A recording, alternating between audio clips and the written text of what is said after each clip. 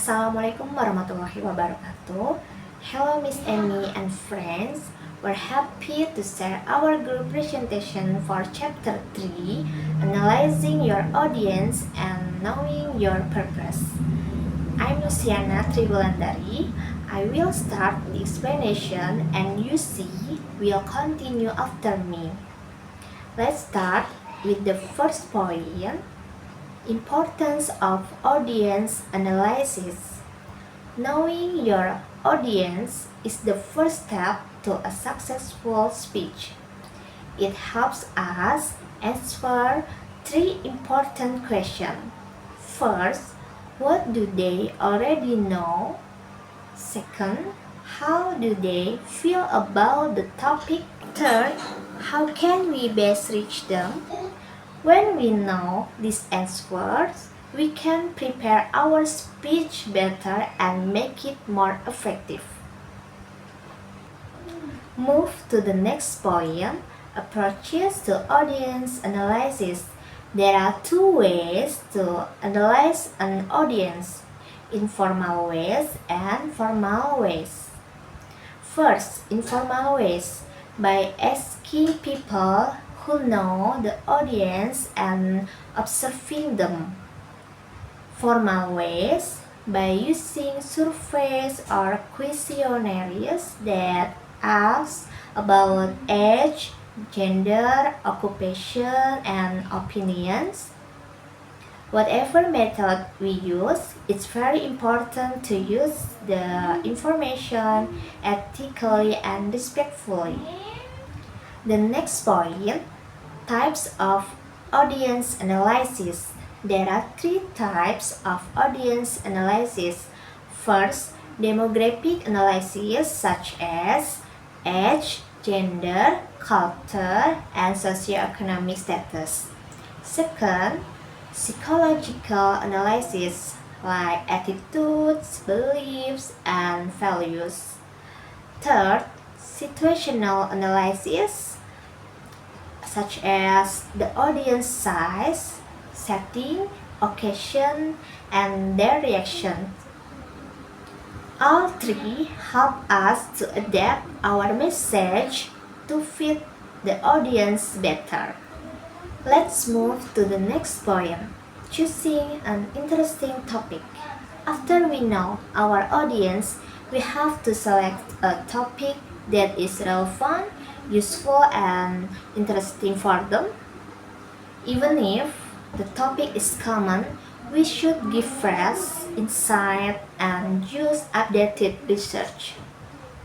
The topic should not only engage us as the speakers but also benefit the audience and keep their attention.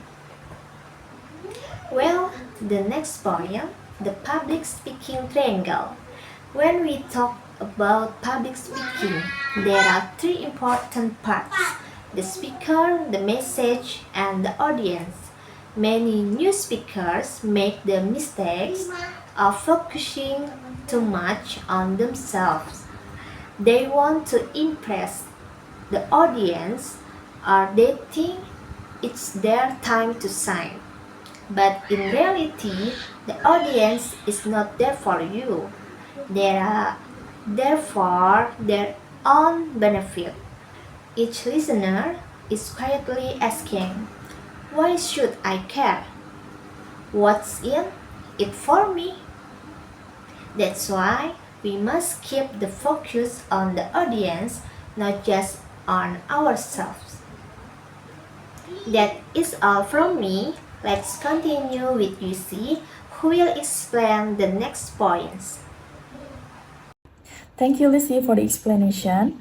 Now, I would like to talk about clarity in speaking. When we speaking or deliver presentation, we should avoid difficult or meaningless words. It is better to use simple words or simple language that match the audience level. If we introduce a new term, we must define it clearly.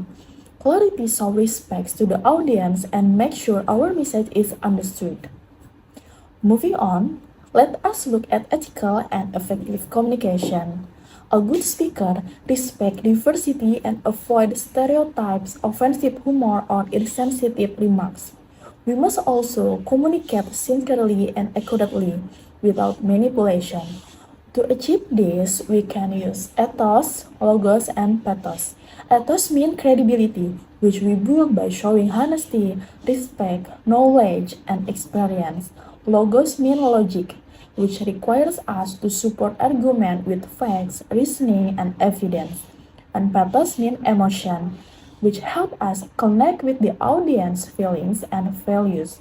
When we combine all three, our speech becomes powerful, persuasive, and ethical. Next, let's discuss knowing your purpose. Every presentation must have a clear goal. Sometimes the purpose is to inform, which means giving new knowledge to the audience. Sometimes it is to convince, which means influencing their beliefs or attitude. In other cases, the purpose is to entertain, which means engaging and amusing the audience with stories or humor.